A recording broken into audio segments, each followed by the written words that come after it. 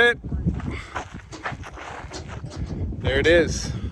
Tuned, dialed, the body's back on.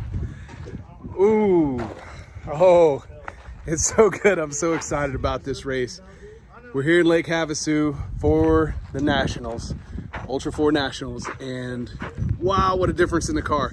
We were out at a rookie program, rookie weekend at King of the Hammers last weekend, and the car was really, really good.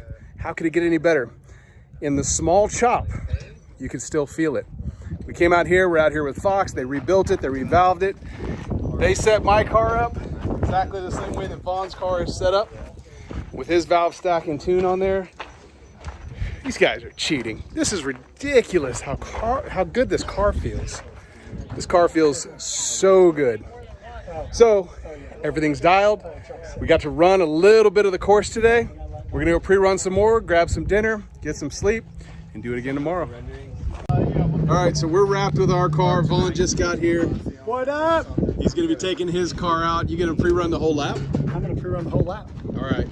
Why wouldn't I? I don't know why I'm you here wouldn't. to do half laps.